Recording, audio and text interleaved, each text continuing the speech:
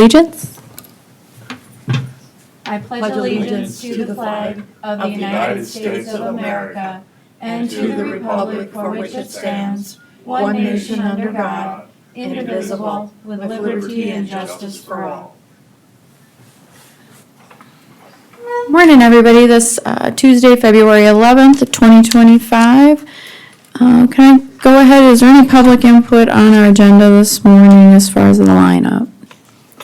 All right, if not, can I get a motion to approve our agenda this morning? Move to approve. Thank you. Is there a second?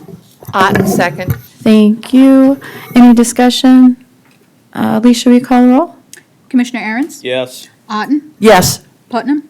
Yes. Landine? Yes, motion carries. Next on our consent agenda, any public comment or input on our consent agenda this morning? All right, if not, can I get a motion, please? Motion to approve. I just want to note on item number 6 there, it's not a clock gun, it's a Glock. Oh, good catch. Good catch. Unless we're giving this guy a clock, I don't know. But All right, not. with that correction, is that your motion, That's- Commissioner? So moved. Okay, is there a second? Otten, second. Thank you. Got a motion and a second. Any discussion? All right, Alicia, will you call the roll? Commissioner Aaron's? Yes. Otten? Yes. Putnam? Yes. Landine? Yes, motion carries. Move on to regular business. Sherry, good morning. Good morning, Sherry Lund, Lincoln County Auditor. I am introducing David today. He's from Legislative Audit, and he's going to be doing the closing conference for the 2023 annual report. All right.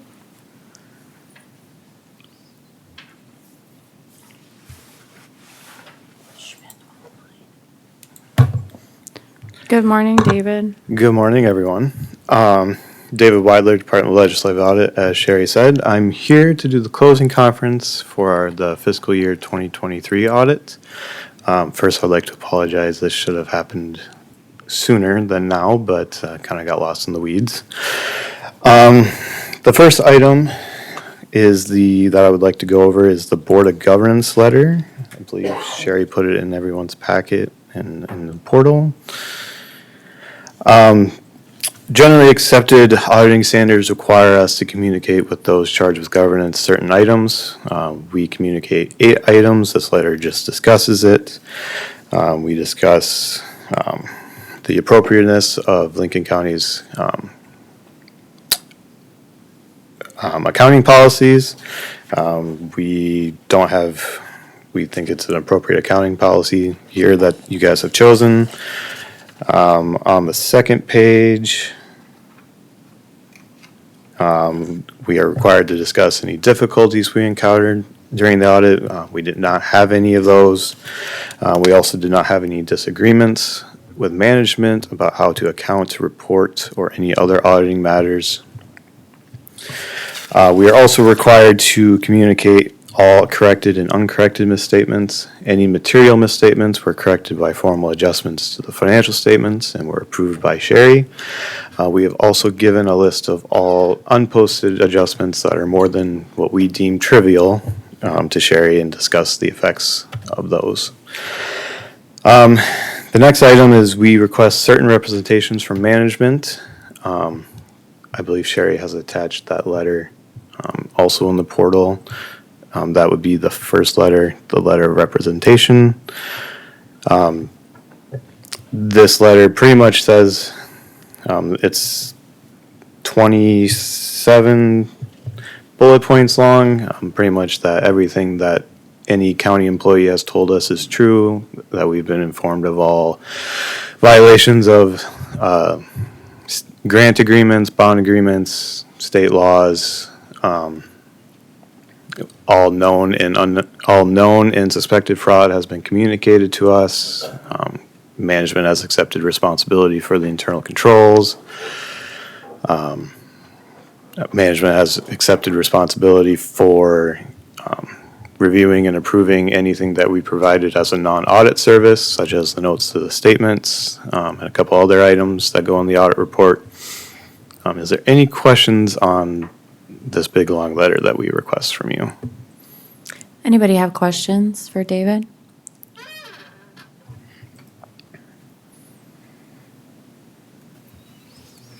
Guess not. Okay.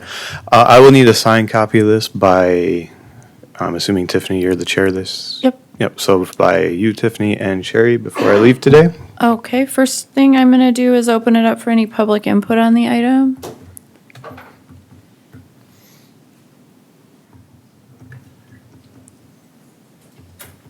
If there is none, and no questions from commissioners, any discussion, I need a motion on this. Move to approve Otten. Thank you. Got a motion to approve. Is there a second? Second. Got a second by Commissioner Aaron's. Any discussion? If not, we call the roll, please.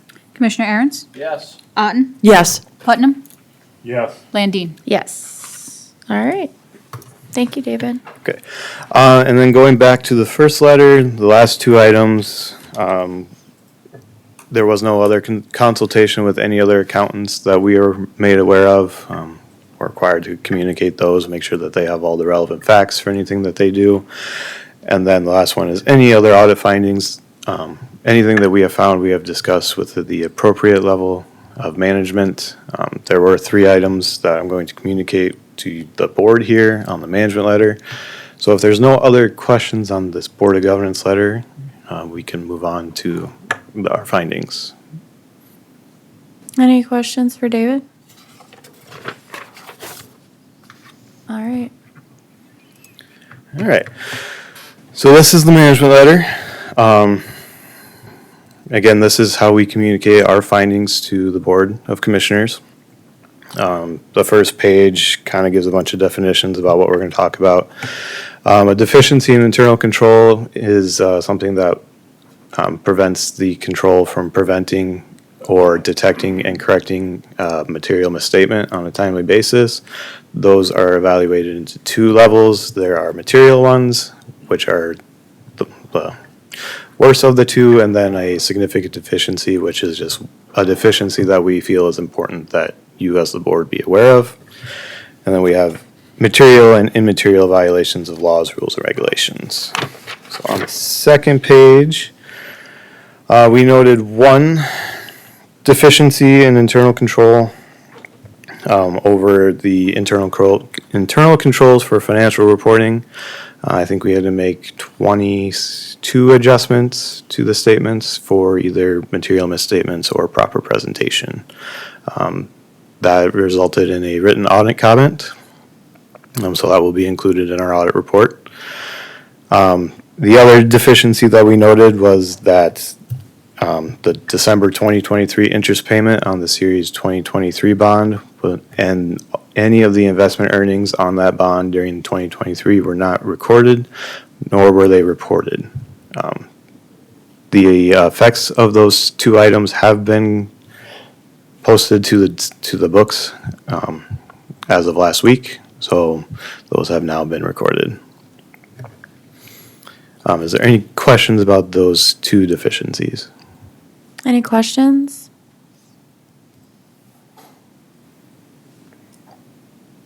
Guess not. Okay. And then we noted 1 material violation of state law.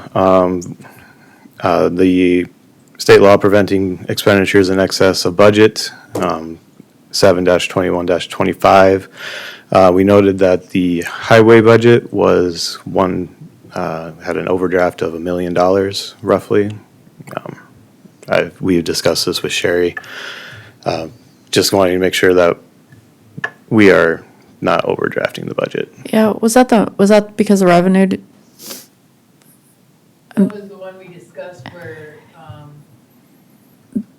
Terry had a project. It was a grant, wasn't it? And then it, We didn't record the revenue or we recorded the expenditure, but not the revenue. Okay. I didn't know about it until the 20th of December. right, no, I remember us talking about that. Okay, that's the one we're talking about. Okay. Unfortunate timing issue it sounded like, but it's still, you didn't have the budget, so. Yep. But it sounds like Sherry has gotten everyone on track to watch the been budget. resolved. So, yeah. Other items that we found have been communicated to appropriate level. They were smaller items that we feel would be disservice to bother you with during this meeting. All right, thank you. Anybody have questions for David? So David, is the takeaway here, the county gets a clean bill of health and everything's fixed and there's no missing money? I don't think there's any missing money, so Okay. Thank you. Thanks, David. thank you. All right, next item on our agenda. Good morning, Jared. Good morning. Jared Narum, Assistant Highway Superintendent, here to award our 2025 Bridge Preservation Project. We had three bidders, lowest bid coming in of company Kramer and Associates in the amount of $3,213,167.62. These, the awarding bid here did come in underneath the engineer's estimates of 3.6, so we had some good bids. And just for reference, this is the Hudson Bridge, Beloit Bridge, and then the Orange Bridge, we call that, is 9 miles south of Lenox on Old 17, County Road 105. All right. Any public input or questions for Jared on this first? All right, any public input on the agenda item? All right, if not, can I get a motion to approve awarding this to Kramer and Associates, Inc.? Otten.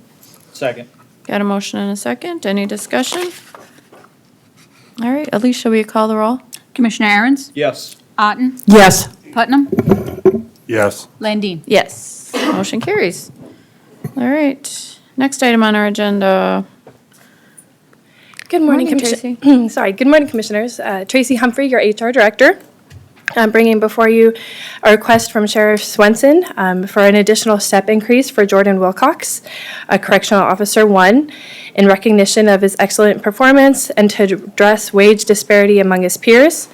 As you can see in the briefing form, Jordan is currently at a 106.6, and he'll have a step increase that'll bring it for his anniversary to 106.7. However, Sheriff Swenson is asking for us to, for you all to approve to move him to a 106.8.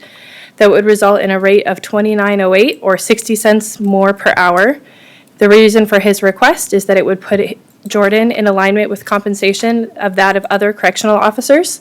Essentially, Jordan was promoted to a correctional officer last year and should have been promoted to a different step than what he was. It would have still been in alignment with the cap that is allowed up to 12%. And that was just an error on that side, so Sheriff Swenson is wanting to make a remedy to that. He's here for any questions as well. All right, commissioners have any questions? All right, any public input on this agenda item? All right, if not, is there a motion to approve the increase? So moved. Got a motion, is there a second? Second. Got a- Otten. Thank you, got a motion and a second, any discussion? If not, Alicia, will you call the roll? Commissioner Aaron's, Yes. Otten, Yes. Schmidt, I don't know what we're voting All on, right. so I'll abstain. Putnam, Yes. Landine. Yes. Thank you. Motion carries. We're on item number 4 of our agenda. We have our 4-H department head presentation. Good morning, Wendy. Good morning. Wendy Sweeter, SDSU Extension 4-H Educator in Lincoln County. And this is just our presentation. Let's see if we can get it to work. Okay. Department heads, we're going to talk about what is the 4-H department, our 2024 year in review, expectations for 25, and looking forward to 2026. So the 4-H department, the 4-H program fosters innovative learn by doing approach and works to achieve 4 outcomes in the area of social life, leadership, and workforce skills.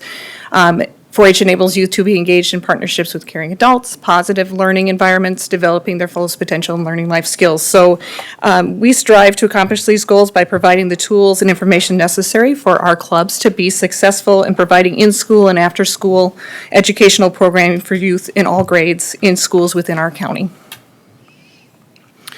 The 4-H program is open to any and all youth ages 5 to 18 years old as of January 1st. We work with other 4-H professionals from around the state on different programs and projects.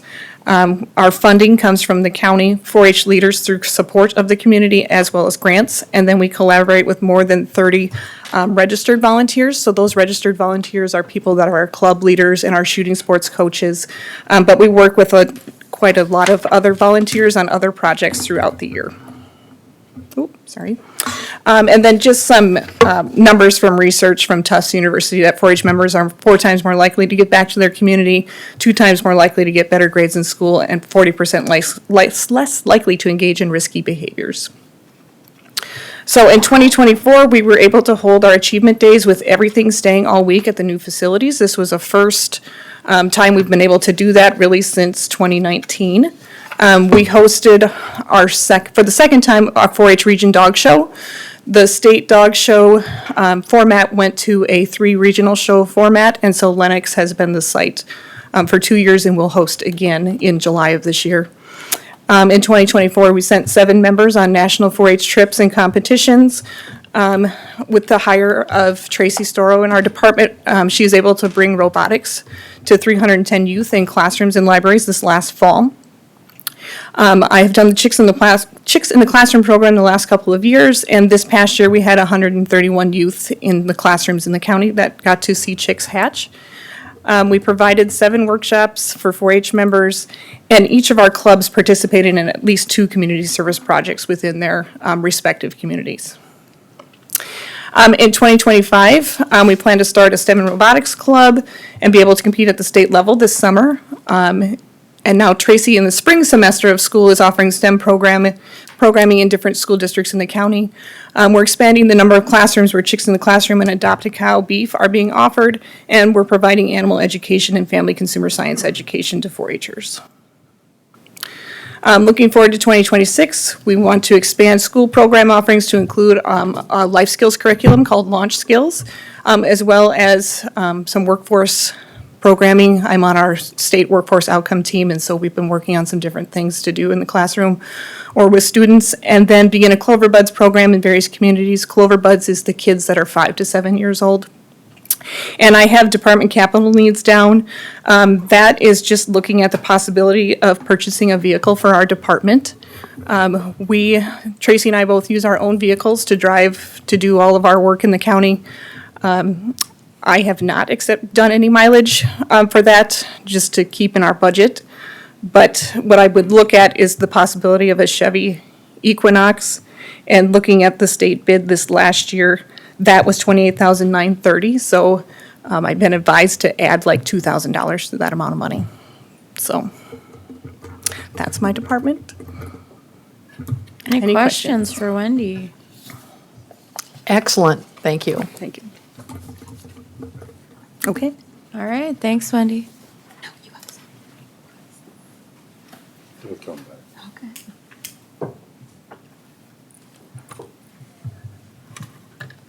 Good morning, Dave Myers from the airport. Morning, Dave. Just my presentation, just a little bit about myself and why I'm the manager at the airport. Probably when I was growing up, I always had an interest in aviation, and kind of spurred my interest, graduated from college and got my pilot's license then, and took some time off and just recently got involved with aviation about 12 years ago. Went out to the airport and took some lessons, and all of a sudden I got acquainted with the Vanguard Squadron. So I'm one of the Vanguard Squadron pilots. We do performances through the Midwest. We've been all over the United States, and we do flyovers around the area and so forth.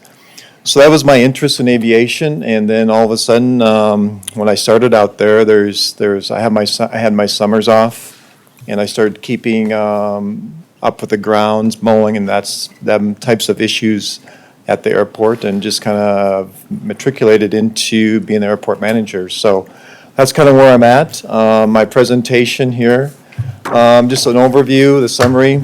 Why is there a Marvski Airport? Review of improvements that I've made since I've been there. Projects moving forward, and just understanding airport funding. Where's that money coming from to pay for all of our improvements out there? Then looking forward to 2026. Marv Ski was a Lincoln County commissioner, and he was one that initiated the airport and brought that airport to fruition, and it's growing and moving forward as we go. Our airport at the Lincoln County Airport is one of the busiest airports in South Dakota. There's 69 airports across the state, and we're one of the busiest. Probably the only one that could be busier would be Brookings, and Brookings is because of the SDSU Aviation and the flight school there. So it's very busy. Besides that, there's 5 commercial airports here in the state of South Dakota, from Pierre, Aberdeen, Sioux Falls, Rapid City, and Mitchell. So them are the 5 commercial airports in the city. Then also there's 2 controlled airspaces in South Dakota, and that's Rapid City and Sioux Falls. Controlled airspaces mean you can't fly in there without permission. We're right butted up to the Sioux Falls Airport, so there's a lot of traffic in and out. So safety is an issue at our airport, and we try to provide that safety to all of our pilots that come in and also house their airplanes at our airport. And the airport is also great for general aviation enthusiasts. We have, and I'll tell you here in a little bit, we have a ton of aircraft out there. And also we provide some medical transportation from Avera and Sanford to the hospitals in Sioux Falls. The year in review, currently we have 103 aircraft at our airport, which is a lot of aircraft. It continues to grow. There's a large list of people that want to come to our airport. If we build it, they will come, and that's kind of the theory that we have here. So 103 aircraft currently. It's hard to determine the number of aircraft flights we have, but probably I would say on an average between 8,000 to 9,000. It depends on the weather, and if it's nice out and so forth, like today is not a very good day to fly. But I would say on an average we have 25 flights per day. The gallons of fuel, 2,200 gallons of fuel, and the reason I note that is because our airport fund gets 0.04 cents per gallon, so that goes into the state fund, and I've used that money for improvement projects at the airport, and I'll talk about that here in a little bit. A little bit about Avera and Sanford. Their flights come in there, their choppers come in there, their fixed wing, and all of their rotorcraft. And the reason they do that is because it's a quick access to the heart hospital. They can save about 12 minutes of time from our airport to the heart hospital compared to flying into the Sioux Falls Airport going to the heart hospital. So it saves them a little bit of time. So we get about 4 to 5 flights a month that come in there. Also, we have a flight school, Legacy Aviation as a flight school there. They turn out private pilots, instrument pilots, and so forth. So that keeps our airport busy, and that's also why we have a lot of fuel consumption at the airport. Also, there's 2 aviation maintenance facilities. We have Legacy has a maintenance, then also Wyatt Hunemichael has his service there, which is on the hangar. Extremely busy, planes coming in and out of there to get maintenance on their aircraft. And every aircraft that flies has a maintenance that they have to have yearly, so it's a busy little place out there for maintenance. In my airport equipment, I have a tractor for snow maintenance, snow removal, also for some mowing, and I have a mower, and fortunate that I have a pickup truck that was purchased last year, and that's going to have a snowplow on it here soon, so that'll help me out significantly. Improvements since I've started. I started in 2023, and we've had some improvements. The ramps where the aircraft parked, we replaced them with the north and south ramps with big projects. The beacon tower was free that we purchased, was free, but we had to pay for the setup. And I talked about that fuel tax, that's where the money came to pay for that. We did some improvement with the taxiways. The highway department came out and filled in some ruts and so forth, which is very beneficial to people driving up and down the taxiways. And when I started, the security gates were not very consistent. So I drive by there in the evenings, the gates would be open and so forth like that. So that has been fixed. I think our communication with the hangar owners is significant. They have a say what's happening out there. And I do fly, like I said, I fly with the Vanguards, and I've been to several airports.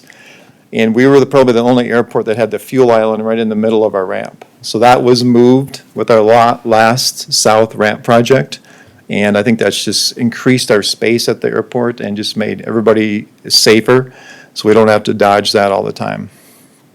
And some of you probably know there was an old house at the north end of the airport, a yellow house. It wasn't taken care of. I think the county repossessed it. And then all of a sudden, there was like 4 feet of water in the basement. It was just a mess. So that was removed. That was an improvement. And also my advisory board, we meet on an average about 5 times a year. And they have significant feedback that I have, which is beneficial for me and also presenting to the commission and what we want to move forward with at the airport. Looking forward, I think communication is always important, just not with the hangar leaseholders, but also with the commission to just let you know what is happening at the airport and how we move forward. And also, I think this is in 1999, somewhere there, the county purchased 20 acres of land for the airport. Just right out of their pocket, they paid for that. It was $1 million, so we have 20 acres sitting out to the south there for development. The county got that money back through grants, so that is paid for. We didn't have to pay a penny for that. So as we develop that, and like I said, if we build it, they will come. So hopefully, as time moves forward here, that we can start building the taxiways for that 20 acres and start putting hangars up. The construction of the new the FBO, the office for just people coming in and planning their flights and just kind of a place to communicate and so forth. And the last one on there is planning cars and donuts. Some of you know that was an event held in Sioux Falls at Schulte Automotive. They want to bring that event to the airport. So we're in the process of moving forward with that. So I think that'll be great public relations for our airport. Funding. How was the south ramp and the north ramp paid for? 2 different areas, AIP grants and also the bipartisan infrastructure law. That's where our funding comes from. As you can see, that's 95%, 90 to 95% is from the federal. The state pays a little bit. Then also it comes from a little bit from the county. So our 2 projects from the north ramp and the south ramp was over $2 million. So the county didn't have to pay about 2 to 5% of that. So the state chips in a little bit also. And as you can see in bullet point number 3, when I talked briefly about the field base office, that was from Senate Bill 144, and we were allocated close to $735,000 for that project. So we're in the works of putting that together, and as you can see, the state will pay 60%.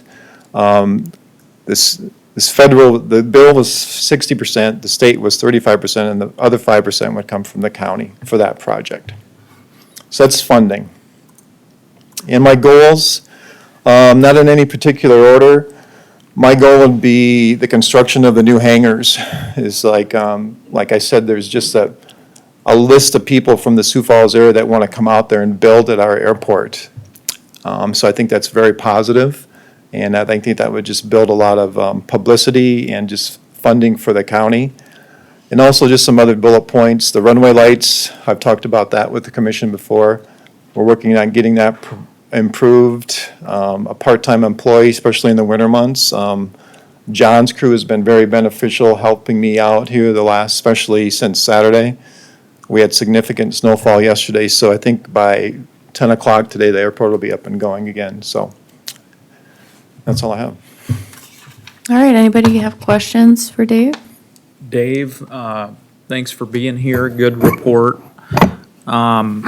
With regard to the hangar space issue, I know this is all preliminary right now, but how many more planes or space do you think, or do you have an idea or a concept yet of how much we'd be able to, accommodate out there? Well, I think we can build between 58 and 60 hangars out there, which would accommodate probably close to 75 aircraft. It depends on the size of the hangars, but preliminary drawings would let us know probably close to 60 hangars.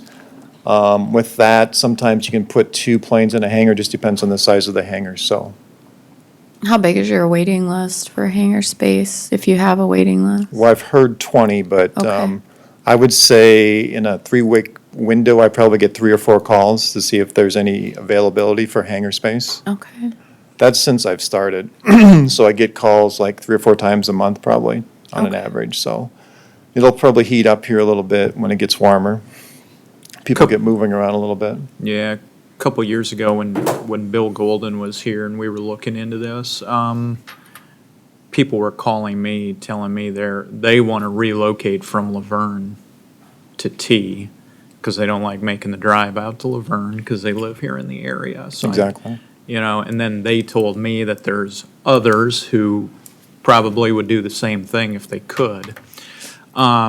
What's the timeline with regard to this hangar project? What are we looking at here, 2 to 3 years, or how's I'd this say gonna that's a work? good ballpark. I think a goal would be to get taxiways in yet this summer. Just meeting with Mr. Schmidt and Helms Engineering and so forth, I think that would be a goal to get the taxiways. That'd be the initial step. Then once we get that in, I think we would open it up for people to apply to build and move forward that way. So maybe 2 to 3 years, we could have new hangars out there. Do you know the concept yet that you're going to use? I mean, are we going to do like 99-year leases or you know, where, or are we going to do joint? Again, this goes back to when Bill Golden was here. We were looking at all these different financing options. Do you have any Well, I answers think to the that yet? lease agreements would be, the commission would need to decide that.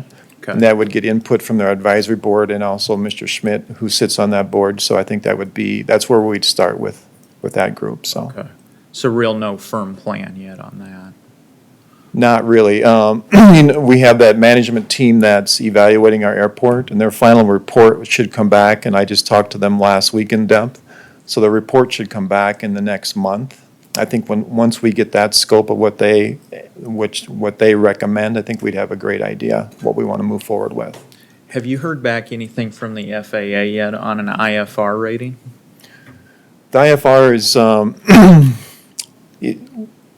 it's a process. I think we're at, right now, we're kind of, not against Sioux Falls is kind of holding us back a little bit. Sioux Falls is applying for a different airspace. And what I've been told by the FAA, they're not going to get that airspace. It's Class C airspace, which is bigger aircraft and more control. They're not going to get that. So if they don't get that, I think our opportunity to have an IFR approach would help us out significantly. And so I would say we'd have to do, the sketches are out there from preliminary years. I think it was probably 7 or 8 years ago. We'd have to redo the flight plans and so forth like that. Then once that was established, I think we could move forward with that. If we would do that, our funding would increase because we have the number of aircraft. I think you have to have about 80 aircraft to get more funding, but you have to have that IFR approach. Significant funding would probably be an extra $40K to the airport if we had the IFR approach. Have we, because I know in the last few years, there were things that we had to do, certain types of infrastructure, making sure there were certain buildings below certain heights, all of that stuff. Have we now met all of the conditions to become IFR? I think the Now it's conditions just a are- regulatory issue? The conditions are in place. I think one of the things we'd have to remove the old T hangars out there. I think that would be the first thing that we'd have to do. And they're functional, but they're not really aesthetically looking out there. They don't match all the other hangar space that we have out there. So that would be one of the steps that we would have to do. And that's part of our goal when we have that new South 20 acres, is the county would build T hangars out there, and then we would remove those other the older T hangars, and those tenants could move out to the new 20 acres. What's the timeline on the new FBO that you were talking about? Hopefully in a year. So that's what I would probably put it as. Right now, the funding from the state didn't come through for this calendar year. So hopefully we can have that funding for 2026. Were we actually approved for the funding? We were It just funding- didn't come through? We were approved by Senate Bill 144 for that 700 and, I think it was 30K, but the other percentages was from, the other 35% was from the state, and that funding didn't come through. So that's kind of where we're at. Okay. So do we need to reapply for that? We will reapply, Okay, yes. all right. Thank you. Other questions? Madam Chair? I have Go a ahead. question. Go ahead, Doug. Has the T Airport ever had any problems with landing or anything with Sioux Falls Airport conflicting? Deconfliction is pretty good because the heavy aircraft that come into Sioux Falls are all with communication with Sioux Falls, and Sioux Falls Tower will either deviate those aircraft away from our airport, especially when it's busy times of this year, when it's nice out and so forth like that. So, and everybody that flies out there, when it's nice out, their head's on a swivel, and but the tower keeps contact with everybody. Especially when they fly into Sioux Falls. So the T Airport then uses the tower, Sioux Falls Airport Tower? Some airplanes do, not all, but some do. All the flight students that come out of Legacy Aviation for flight school, they always contact the tower. And once they contact the tower, they're on radar, so everybody kind of knows where they're at, and separation is held at the most. Madam Chair? Yep, go ahead. Okay.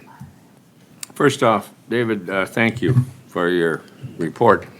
I just want to let the commissioners know that last night, this young man was out plowing snow until I don't know how late, and I don't know how early he got up to the airport, but I think, David, you had to close it for just a tad bit because you couldn't keep up with it. The other thing that I want to talk about for a minute, David, and that is what question that Commissioner Aaron's had, was on hangar rent. And we have had, commissioners have had emails or phone calls, myself and others, talking about how low these rents were and how upset they were and mismanagement and everything. But I want to set the record straight for the Lincoln County taxpayers that we didn't inherit, we inherited a lot of these rents that were so unbelievably low and for such an extended period of time. And everybody wanted to try and address that, so in order to comply with everything, we waited until these leases are now up. So the leases are up. So now, ladies and gentlemen, you got high demand, as our airport manager has said. So you will see rents go to market rate, whatever else can be had. So this idea of having cheap hangar rate are going away rapidly. And we expect that the hangar rents will reflect where the market is, and for a shorter duration of time. Rather than 20 years, it may be 4 or 5. And however, you have to also recognize that we're under a lot of regulations. Running an airport just isn't a situation that it's a business. David, do you want to just share briefly what you have to do every morning to get this thing up and running? I think people should know about that. What I do is run up and down the runway and taxiways for FOD. That's foreign object of debris. If there's something on the runway, there could be a piece of metal, bird, skunk, raccoon, something like that. That has happened. So that's checked daily, and also the runway lights. And I think Mr. Schmidt knows my concerns with the runway lights, but that has to be, I just don't want anybody flying in there in the evenings and the end lights are out, and then we have issues and so forth like that. So that's done. So just safety is a concern of mine. That's the top thing, is safety. I don't want someone getting in an accident out there, and then it's a bad reflection on me and also the county, so. You know, there's one other thing that I just want the commission to be aware of. We do have this 20 acres that costs the Lincoln County taxpayers no money. We were able to secure the money, we paid for it, we got it back in grants. Now the question is, how many hangars do we wish to build ourselves and become landlords and rent this space for a income for the airport? These will be coming back from Helms when they come back with their report, and we will be able to come back to you with some business plans saying, if the county invests, what's our return on investment? How viable is that program? Or do we let private enterprise come in and they build a hangar and they rent it out, and then they pay just us the rent on the land and the taxes? So these are questions that we're going to have to answer, and they're going to be budgetary, and they're going to be the expenditure of funds.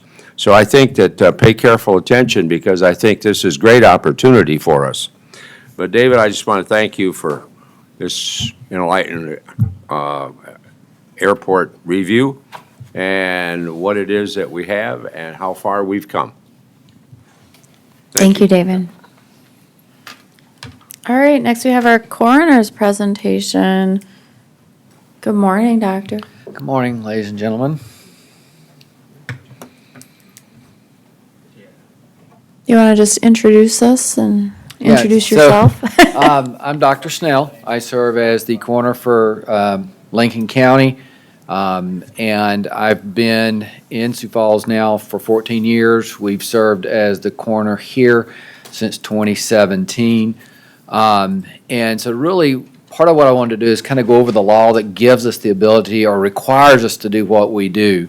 Looking at state codified law, we're told to investigate all human deaths that occur that are in the public interest. And I'm not going to go over each one of those, but needless to say, any non-natural death that occurs in the county, and then any natural death that occurs outside of a medical care facility. There's always the question about an individual that shows up in the ER, dies in the ER. Is that a coroner's case or not? And we try to work closely with the emergency room to answer that question. There's very few die in the ER here in Lincoln County. We do get a few of those.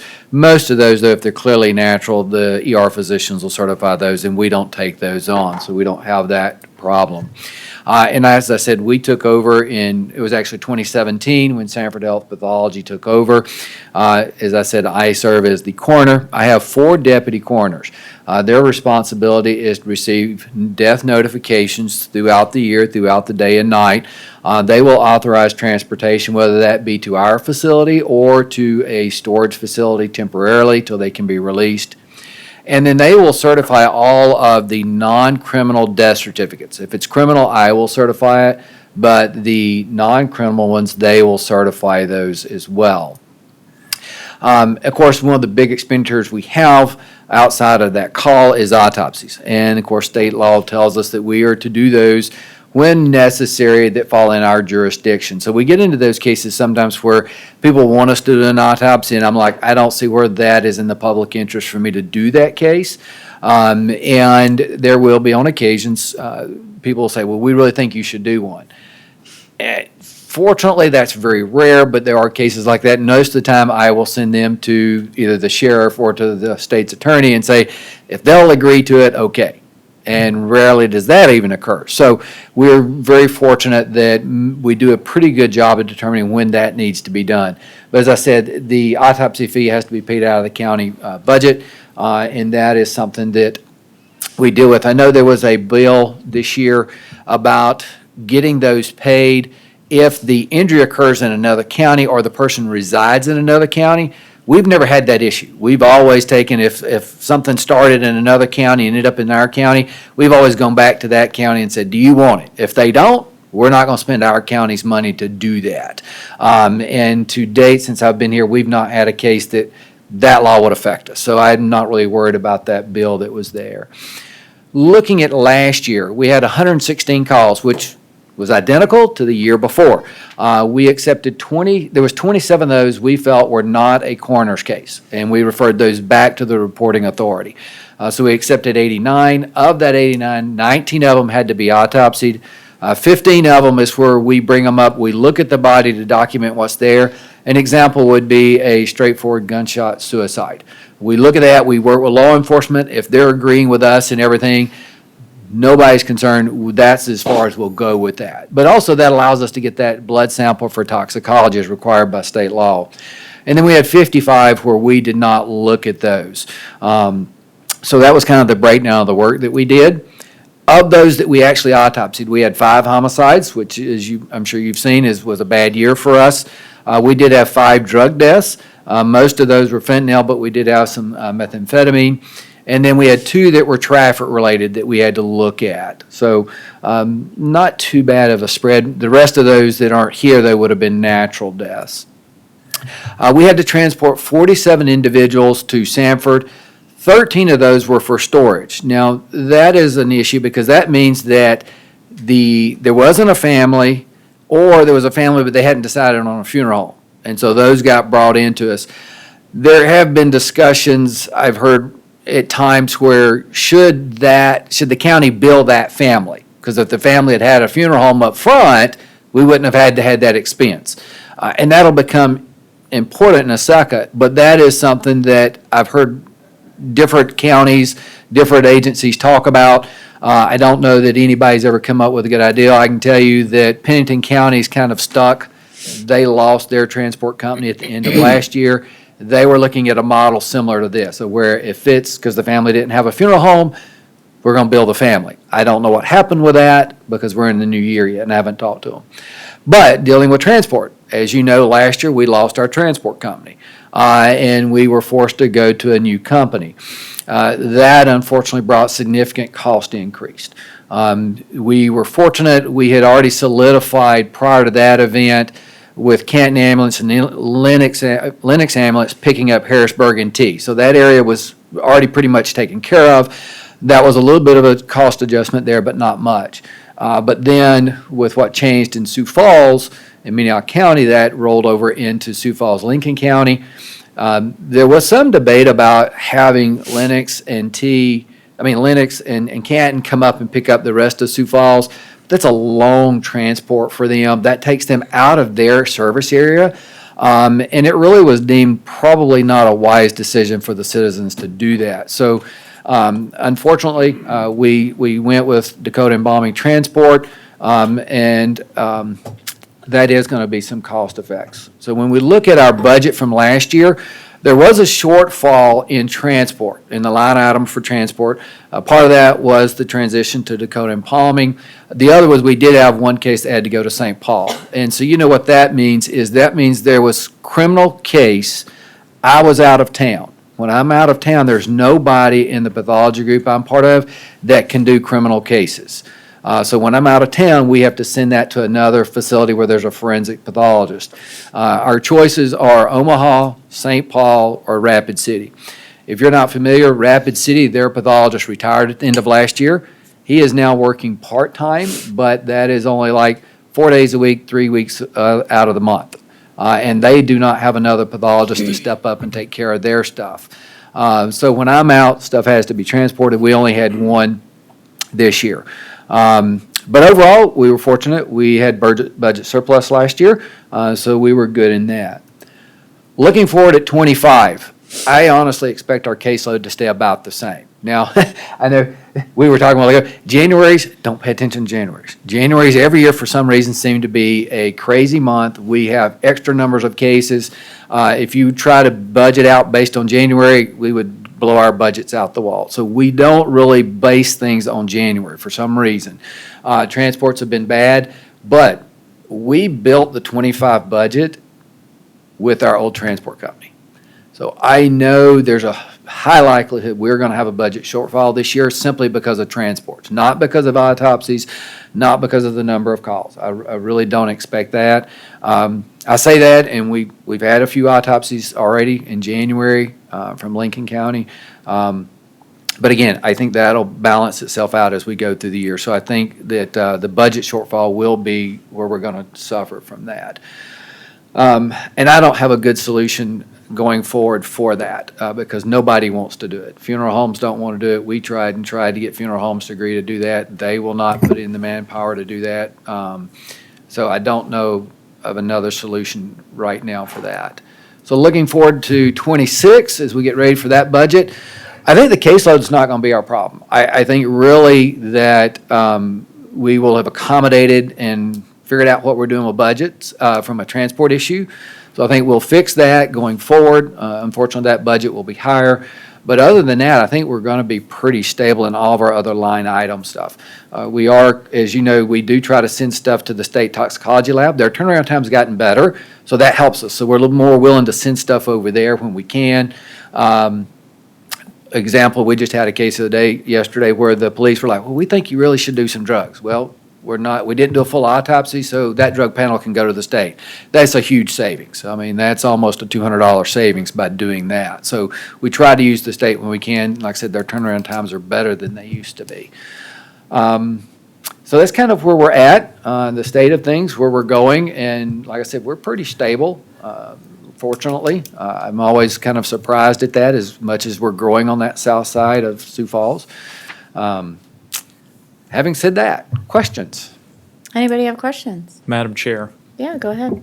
Dr. Snell, thanks for being here. For those, you and I sat down a few years ago, had a good talk. You showed me, you kind of walked me through all of this. I really appreciated it. I saw your facilities and how everything works. For those who don't know, Dr. Snell is pretty highly regarded in his field, well regarded here in South Dakota as well as around the nation for that matter. And so I appreciate your efforts. At the time when you and I had talked, there was a certain medical institution that, who I won't name, that was continuing to want autopsies and wanted the county to pay for it, and thought that every death that occurred in their facility had to be investigated and paid for by taxpayers. Do you think we have a handle on that now? Yeah, I mean, we, as I pointed out, I mean, we take those calls, and really what we try to look at is it in the community's best interest to do this? And is it a wise expenditure? I will tell you, I'm a little bit different than other forensic pathologists, as I look more at money than I do other things. And at the same time, I try to balance, do we need to know that? So an example would be, you've got a 40-something-year-old individual, no medical history, dead on the toilet. Okay, is that drugs or is that a natural? You can take different ways to approach that, but normally we would take and look at that individual fully. From a facility standpoint, we have pretty much said we're not doing those. The only way we do those is if it's criminal or non-natural. And even if it's non-natural, we look at what it is. An example would be someone that's a gunshot wound, suicide, that makes it to the hospital, survives a couple of days and dies. I'm not going to spend our money to do that. And so we say no. The rare exception is, let's say the sheriff said, I need you to look at this for this reason. Okay, fine. We make those exceptions, but they're rare. But from a facility standpoint, we've done a great job of putting a stop to those kind of cases, and we're not involved with those. Now, we do get those phone calls, but we've worked to try to reduce those, and we have seen a reduction in those. But as I mentioned, we do get those calls, and I can't stop those calls. We've tried our best to educate and everything else, and we're fortunate here, though, that we don't have the problem that we have in that I have in Minnehaha County, in the fact that we have people that die in the hospital and we never get notified. And then I find out days or weeks later when they try to do the death certificate, and then the state sends it back to me and say, hey, by the way, this person died, and we're like, we didn't know that. And so we're then struggling behind the ball, But yes, that issue is pretty much taken care of. We've not had an issue out of that facility for a while. No, that's good to hear. I appreciate it. And we did talk to that facility too, so I think hopefully they got the message. Yeah, that, like I said, we've not had shouldn't be relying that. upon taxpayers to get answers to questions, that they as medical professionals know better. With regard to this issue of cost recovery when there's no funeral home, so can you kind of just shed some light on how that process works? What are the costs involved in some of that? Well, the cost would be a transport, which is let's say a straightforward transport's $950.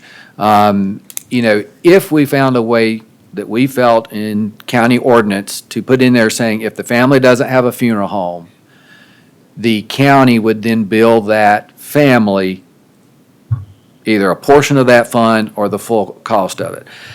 I mean, first off, I guess that's an ethical question. Can we do that? Secondly, if we can, we would have to have a county ordinance that allows us to do that.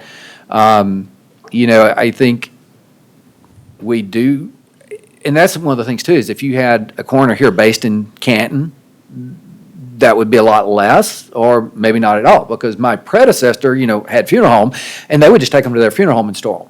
And then most of the time, that funeral home ended up doing the funeral, so it wasn't a big deal. Different now with me being in Sanford, everything getting transported up there. So Not saying that's the way you want to go, but that would have been one way to eliminate that set of cases. The other is, like I said, can we come up with a way to go to the family and say, because you didn't have a funeral home, you didn't choose one up front, the county was forced to take and transport that, we're going to charge you a set fee in that.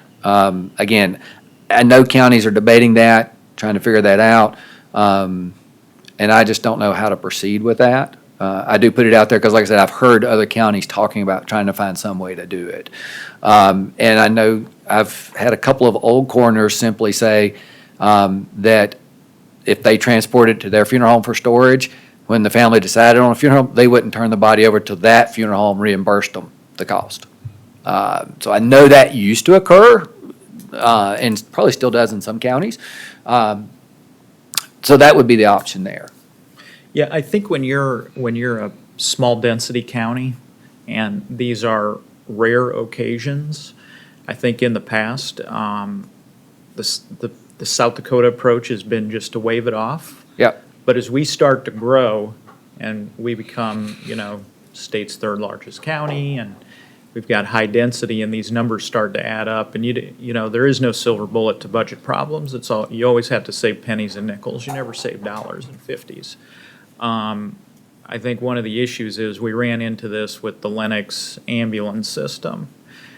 They were not billing certain rides, certain transports that they were doing, and they would never do any follow-up, and they would never bill the estate if it was a decedent, or they would never bill the person if they hopefully survived the accident, and then they started doing that. And they've started doing cost recovery on that, because it's easy to do cost recovery when there's an insurance company involved.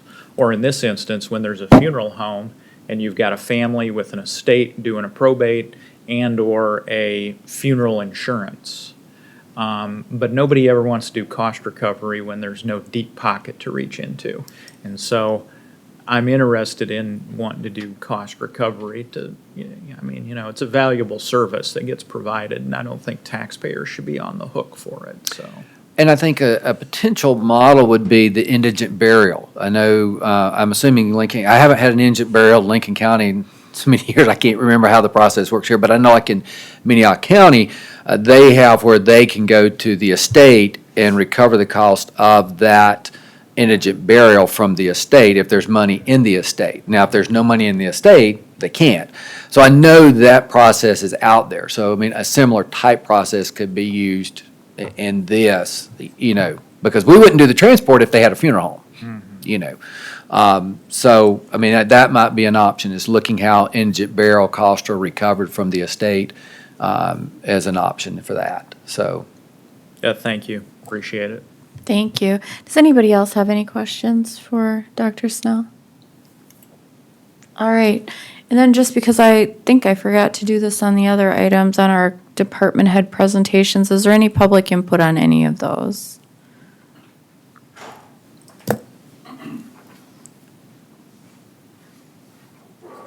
Morning, Chad. Good morning, Commission. Chad Skiles from Canton. I'm just going to comment real quickly on Dr. Snell and his presentation. Being an employee of the ambulance service here in Canton and being in the front line, being the eyes and ears for the coroner's office and handling these types of cases, I just want to give a shout out to Dr. Snell and his staff and the professionalism and the streamlined service that he provides when we're dealing with something on a scene.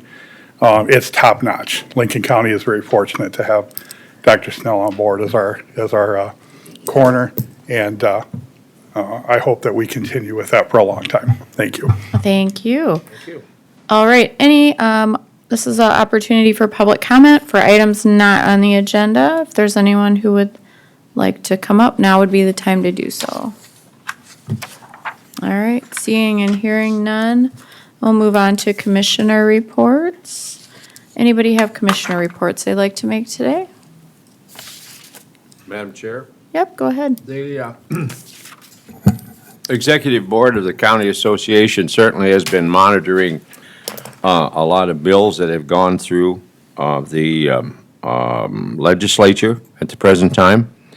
I think there was a bill, Commissioner Otten, I may have called you, House Bill 1271 or something, dealing with the fact that in the planning and process, future planning process for counties, will incorporate in the process the townships and include their concerns, whether it be roads, whether it be utilizing ditches, whether it's drainage, whether it's everything else. And the sole purpose of it, it's strictly voluntary that a county can adopt if this became this became law, or you didn't have to. I mean, it was voluntary. The whole idea would be to have better planning so that if major companies wanted to invest in your ag area, that they would have a green light when it's finished, so that they don't have things that come up after the fact which may inhibit their ability to carry out their business. So this was something that looked at in a favorable way, and this is something that personally I like because I think it certainly brings townships into the planning process maybe more than they've had in the past. Thank you. Thank you. Any other commissioners have reports today? All right, if not, Drew, do we have executive session for anything? No executive session needed? Then I would consider a motion for adjournment. So moved. Thank you. Is there a second? Second. Got a motion and I've got a motion and a second to adjourn. All in favor, say aye. Aye. Aye. We are adjourned. Thanks, everybody.